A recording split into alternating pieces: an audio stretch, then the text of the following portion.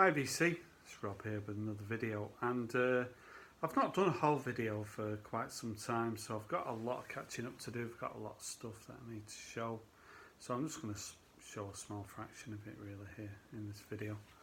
So yeah, over the last probably month, maybe about a month ago, I had a VC meetup with Callum Rhodes. We met in Halifax, and Callum gave me some VCLT. He gave me this Morrissey single, All the Young People Must Fall in Love, with Rose Garden on the flip side. And yeah, I'm not someone who's got any Morrissey work from since about 2005 really, so it was nice for Callum to give me that. Yeah, and I have played the single. I actually had a meet up with Callum and Ross Goodall on Thursday in Manchester, so it was really nice meeting Ross because I've been watching his videos on the VC for well over 6 months. Before he actually came on the VC, he's one of the I think he's probably the first person that I ever saw on the VC, so to meet him in person, really nice guy, and we had a lot of fun shopping on the outskirts of Manchester in some record shops. So I'm not sure whether I'm going to show anything from that trip on this video. I think I've got about 12 albums to show, so in no particular order. I actually picked this album up on Saturday, and it's this one, it's Sugar and Copper Blue. So yeah, from 1992. So yeah, Bob Mould, Sugar. This is kind of I mean, albums from the 90s are not as easy to find because obviously they weren't being pressed in the same quantity really. But I can remember really enjoying this album when it came out. I think I borrowed a CD from somebody, but I've never actually had the album. But I can remember really listening to it and really enjoying it. But I've not really revisited it for like 25 years. So when I saw it at the record fair, I just got this urge that I wanted to buy it, and it was at a good price. I got it for £15, and it's in really good condition. So I've played this tonight, and it's interesting really listening to it. Sort of it's about 27 years ago since it was released. I mean, I didn't know anything about Bob Mould. He used to be front a band called Husker Du that did nothing in the UK. It's only from watching Jim Vinyl Designs talking about Husker Du. So listening to this with fresh ears again, I always thought this album was really good at the start, the first 3 tracks. I mean, this won Album of the Year, NME magazine in '92. And I think it was an album that just came out at the right time, because you sort of got Nirvana and Nevermind. It kind of got pushed into that sort of category, sort of indie rock. So I was listening to it tonight, and the first 3 tracks, yeah. And then as I started listening to it more, I actually heard a little bit of XTC in it. And it to me, it does sound a little bit dated. I was a little bit sort of shocked at how dated it felt, actually. I'm not saying it's a bad album. I mean, it sold 300,000 copies in the UK. And Alan McGee signed them to Creation Records. So I need to play it a little bit more because maybe it might sort of develop in my head in time. But on first listening, I didn't really do a lot for me. So I was slightly disappointed with it. But yeah, I mean, it's classed as a classic. But 27 years later, is it still a classic? What do you think? But yeah, Sugar and Copper Blue. Now, here's an album that's definitely a classic. And it's Prince and Parade. Now I picked this up when I was in Halifax with Callum Rhodes, and it's an album I used to have in the 80s, and it's in really good condition. This nice gatefold and print showing his torso off. But yeah, I'm sure I used to have this on vinyl, but I think I'm not sure what happened to it. I do like Prince. I don't think you can argue with the stuff he put out in the 80s. I think later Prince suffers from me just being into so much other music and not really exposing myself to his the stuff he's put out in the last 25 years, really. Which is, it's no excuse, really. I'm sure he still produces great stuff.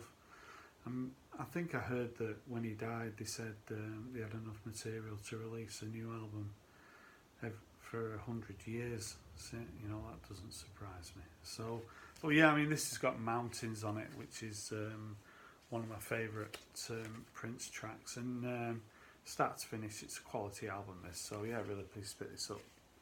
Parade by Prince. Now, this was a blind buy. I was at a record fair last Sunday and I bought a few bits and pieces. But then there was a guy there and he had a box of albums that were £3 each, and I was looking through the box and I hadn't heard of any of the albums in the box, and I just picked 7 albums out, so I paid 20 quid for 7 albums. And it was just potluck, really. I just went off the artwork, name of the band, the record label. So the first one that I pulled out and listened to was this one, the High Highs, and this is called you see that? I'm not sure, I'm doing this at a new angle. Cascades by the High Highs. So yeah, these are an Australian sort of twosome. This came out, let me try and remember when this came out. It's on clear vinyl. I think it was maybe about 2015.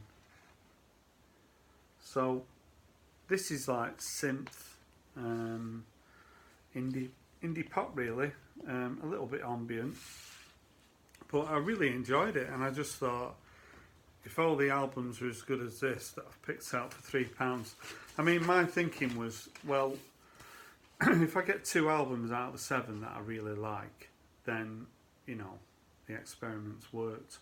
And I can tell you the experiment did work, because nearly all the albums I really like. So I thought I'd show this one. I'm sure I'll be showing all the others in the future. But yeah, the High Highs, they, I say they're from Australia, and they've actually split up now. They've released a couple of albums. I'm not sure whether it was just a combination of poor sales maybe, and just wanting to do different projects. But this is a really good album, really enjoyed this. So yeah, Cascades by the High Highs. Now, here's a new album that I've been dying to show, and it's Grace Lightman. And this album's called Silver Eater. So this came out about 2 weeks ago. I always like it when it just says A and B on it. So Grace Lightman, this album came out 2 weeks ago. I was on Apple Music just looking at new releases, and that sleeve's going to get everyone's attention. And I gave it a listen, and I really like it. It's sort of, again, she's from London. This is her debut album. Kind of synth, Hindi, a little bit dancey. I need to do a video, really, put some needle drops on it. But it's a concept album, and the concept is that Silver Eater is an alien who comes down to Earth and sort of falls in love with the human race, but he's being chased by NASA. And it sounds bonkers. It is bonkers, but it's really good. I really, really enjoy this album. You know, there's some real hooks in all the songs. You know, for a debut album, I'm going to be interested to see how at the end of the year this sort of gets, you know, whether it gets any sort of praise, because I really enjoy it. I mean, she's on Instagram, and I've chatted to her on Instagram, sent her a few messages, and she's messaged back that she's planning on doing a bit of a tour towards the end of the year. I'll definitely be going to see her. So yeah, really worth checking out. Grace Lightman and Silver Eater. Now, I was over in Sheffield seeing my son on Tuesday, and I picked up a couple of 12 inches that I thought I might show. So this one, the Soup Dragons and Whole Wide World. I love the cover. I just love that cover. That just got my attention straight away. I mean, I paid £3 for it, but I like the Soup Dragons. Kind of a Scottish, sort of a little bit shoegazy, and we went in a really good record shop that the Arctic Monkees used to champion, where they used to go and buy all their records. And it's a real digger's paradise, and they had some good 12 inches. So yeah, the Soup Dragons and Whole Wide World. And I also picked up this 12 inch with a great cover, and it's Echo and the Bunnymen and the Back of Love. And of course I've got this on single, but you know, that sleeve is just iconic. I love it. The Back of Love, probably my favourite Echo and the Bunnymen track, and I'm always looking at picking 12 inches up at the right price, and for £2 I couldn't leave that there. So Echo and the Bunnymen and the Back of Love. Now, here's an album that I picked this up on Thursday when I was with Ross Goodall and Callum Rhodes, who went in a shop called Reel Around the Fountain in Stretford. I'd never actually been in there before, so it's quite funny that Ross, who's got his grandparents live in the Manchester area, obviously knows record shops in Manchester better than I do, because I'd never actually been to Reel Around the Fountain, and it's such a really good record shop. I'll be heading back there. I mean, the guy, I bought 3 albums that added up to £24, and you know, straight away he's, you know, you can have them for 20. So this cost me about £6, and yeah, it's Brothers and Sisters by the Allman Brothers. Now, the Allman Brothers in America, you know, I'm sure it's sort of it's on Capricorn Records.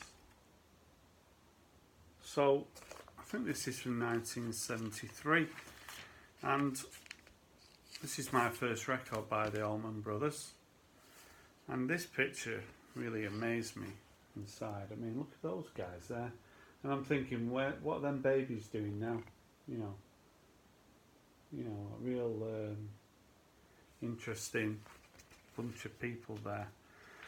Now, me and the Allman Brothers, what's the history? Well, there isn't any. Someone like me from Manchester, you know, what am I doing picking Allman Brothers albums up? I've kind of getting into that sort of blues, southern blues rock, or whatever you want to call it. I find it really infectious. Just maybe a stage I'm going through. But to get into the Allman Brothers in the UK, I mean, I was looking up, and they only spent 4 weeks on the album charts in the 70s. This album was in the UK charts for 3 weeks and got to number 42. So, as you can imagine, there's not a lot of Allman Brothers stuff knocking around. But, you know, I was at Record Fair today and I was asking, and he didn't have anything. But I really like this. Really, really like it. Really chilled, and yeah, I'm sure in America you're falling over it, but in the UK, not that easy to find. So yeah, Brothers and Sisters by the Allman Brothers. Now, it's been that long since I've done a sort of one of these videos. I actually won a contest So yeah, Dan's Vinyl channel was running a contest, and he put all the names in a hat, and my name jumped out of the hat. So I was the winner, and it was funny because when Dan did his first ever video, it was entering into my contest. So for me to sort of win his contest was a little bit, but I made a lot of effort doing that video, so I think I deserve to win anyway. I got $25 and put in a PayPal account. So I decided to buy this album, and it's Artificial Intelligence by John Cale, and this is my first John Cale album. So yeah. Now it was funny because James Griffiths, everyone knows James on the VC, he's done a recent video sort of spotlighting John Cale, and it was a real coincidence because I've just recently been listening to John Cale. So anyone who wants to know anything about John Cale, of course, from the Velvet Underground, I really recommend you go along to James's channel and have a look at that video. I mean, I listened to this online, and it reminds me of the Talking Heads. It's quite new wavy. I really enjoyed it. So dipping my toe into John Cale. So yeah, it's got a nice inner with it as well. So yeah, John Cale. This is from I think this is 82. So yeah, Artificial Intelligence by John Cale. Now, first time I went to Halifax with Colin Rhodes, we went to a shop called Revo Records, and I picked this album up. And it's John Fox and Metallic. So John Fox used to be in Ultravox, and he left Ultravox in I think about 79, and he released a couple of singles that I remember buying in 1980, Underpass and No One's Driving. Well, this is an album I always wanted, but sort of in the 80s when money was a little bit short, I was always buying records by other bands, and John Fox never really was a priority. But when I saw this in such good condition for £10, I was all over it. So it's really nice to see it. It's got a nice inner with it, and that's on the Metal Beat label. So yeah, John Fox was Gary Newman was doing a similar kind of thing, and Gary Newman's sales far outstripped John Fox. John Fox was probably not as commercial, but this is a good album. Really pleased I picked it up. So yeah, Metallic by John Fox. Now, I've been to a few gigs recently, so if you follow me on Instagram, you'll know that I went to see the National a couple of weeks ago in the rain in Manchester outside, and then on the Friday I went to see Jane Weaver. So yeah, Jane Weaver. Now, if you don't know who Jane Weaver is, I wouldn't be surprised because she's not the largest selling artist in the UK, but she's one of my favourite female singers. Sort of very psyche. I mean, this album is sort of a real synth psych interpretation of her previous two albums, and it's an absolute delight. I mean, when I went to see her live, she did this album from front to back, and it was just a really good gig. It was at a venue called Yes in Manchester, and I'd not been there before, and it was a sellout gig, but it was only maybe 300 people there, and I was right at the front, and a guy on a guitar, a guy on sort of computer mixing desk, and then Jane doing vocals and on keyboards. But Jane's in her mid-40s, probably maybe a little bit older than that, and she's just at a real creative peak at the moment, and I think you know, she's going from strength to strength, and she's one of those artists that sort of people in the know in the UK, you know, they're on blog with her. So after the gig, this album had been released about 3 weeks earlier, but I thought I'll buy it at the gig and see if I can get it signed. So I did get it signed. Look, to Rob, love Jane, the kiss. So that was nice. So I chatted to her after the gig and told her how much I enjoyed it. Asked her whether she was going to be touring. She told me she was going to be doing a tour next year. She was doing some DJing. It's a psych festival in Manchester in about 3 weeks that I'm hoping to go to. So this is a great album. Hypnotic Psych, the psychedelic goddess, and she's from the Liverpool area, so she can't do any wrong from me. I've got albums to show that I bought recently by her. Well, that'll be on another video. So yeah, this album's called Loops in the Secret Society by Jane Weaver. Now, this is a funny one. I'm trying to think where I bought this. Must have been at a record fair. Now, I bought this album, and it's Michael Nesmith, and this album is called, I was going to write this album name down, it's called From a Radio Engine to the Proton Wing. Now, sorry about being so prepared. So, me and Mike Nesmith, what's the story? Well, the story of me and Mike Nesmith goes back to probably when I was 4 years old. I was a big fan of the Monkees when I was 4, and I used to go to bed with a bob hat on like Michael Nesmith, and my mum used to have to come up and take it off my head because I was absolutely sweltering. But I loved the Monkees when I was 4 and 5.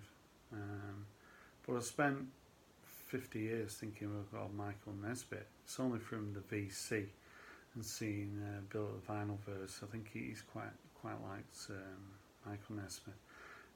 People in America speak about him sort of in glowing terms. So I wanted to know what all the fuss was about. His albums are not easy to find in the UK. So the only track that I really know by him is Rio, and I think that was 1976, that's when this album came out. And yeah, I always wanted that single and I never got it, and there's a 7-minute version on this album, so I'm really pleased to have this album.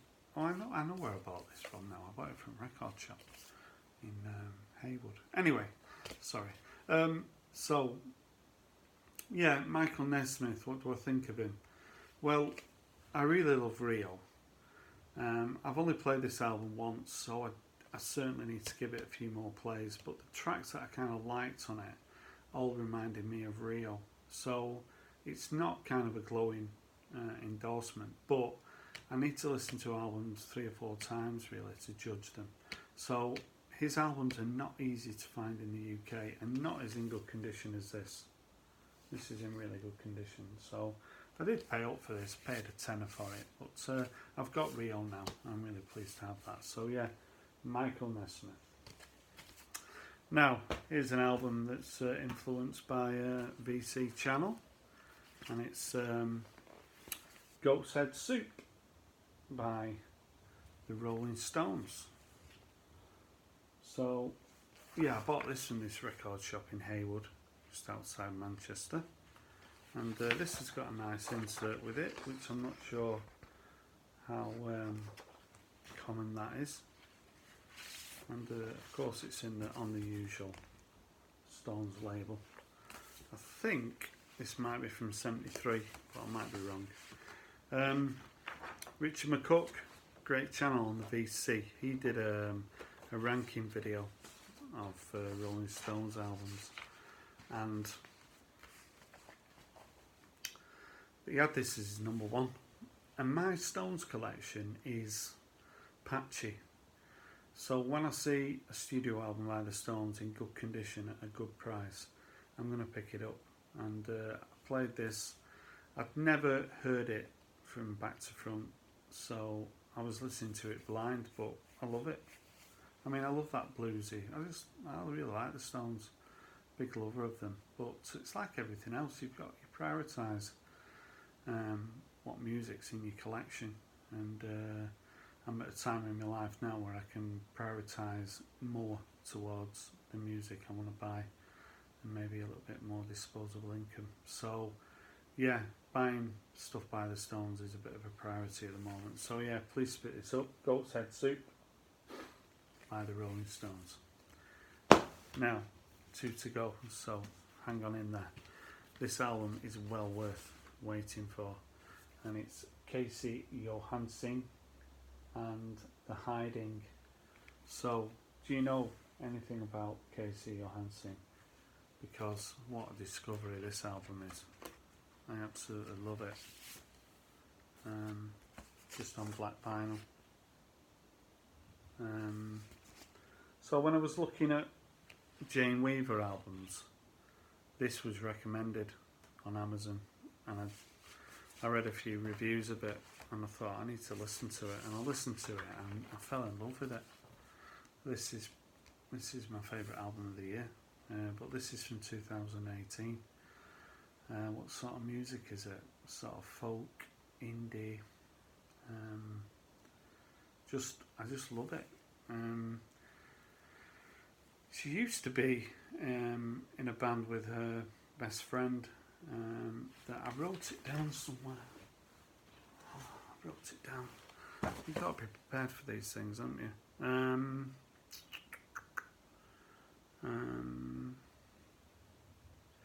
Yes Way. She used to be in a band called Yes Way with her friend Emily Ritz, and they've had a bit of a fallout. So this is the result of the fallout, I think. And Bow and Arrow, Hold Steady, Don't You Want Me. This is just a great album. Like I say, I need to do a video where I'm doing needle drops on new artists that I've discovered, because give this album a listen, see what you think of it, because I rate it so highly. It's so enjoyable. There's a bit of heartache in the songs, a bit melancholy, but uplifting as well. Just a great album. So yeah, Kacey, Johansing and The Hiding. Now, last album I'm going to show is I've not really prepared this, because I'm not 100% what this album is even called, because the writing on it isn't exactly clear. It's The Wonder, and it's Tom Verlaine. So Tom Verlaine, of course, from television, and I stumbled upon this album. I got this in Reel Around the Fountain, and it's on Fontana, so a really nice copy. I think this is 1990, and when you listen to this, you just think it really sounded, it's got an 80s production. The drums are all over the place on the 80s sound, but it does remind me of The, and it reminds me of Lloyd Cole, so you know, that's a great combination. I mean, Tom Verlaine has not released a huge amount of work. Ross Goodall actually bought the second television album when we were out vinyl shopping. I don't have any of the television albums on vinyl, but I love Marquee Moon. But they're albums that I need to get. But I saw this at a really good price, and yeah, it's really enjoyable. Like I say, it's definitely got an 80s sound to it, but yeah, it's good stuff. So yeah, The Wonder by Tom Verlaine. So that's it from me. Half an hour showing records. So yeah, with contests and stuff, I'm finding it a little bit difficult to keep up with doing videos. You know, busy doing other things. So I'm trying to. I'm going to try and do a video at least once a week, and I could do videos for quite a few weeks showing what I've picked up. And I know people like watching videos of what people have picked up, because that's why I like doing on VC, watching and seeing what everyone else picks up. So that's it from me. Really been enjoying watching people on the VC. Jim, Final Designs, putting some great stuff out there. Richard McCook, who was spoke about earlier, fantastic channel on the VC. Sam, Final Douche. I'm going to miss people out, but I'm really loving any spare time I get. I'm always putting YouTube on and watching the VC. So hope you enjoy this video. If you're a subscriber, thanks for subscribing. Any comments, love interaction. Tell me what you think of what I picked up. Some good, some bad, some okay. So that's it from me. Thanks for watching the video, and bye for now.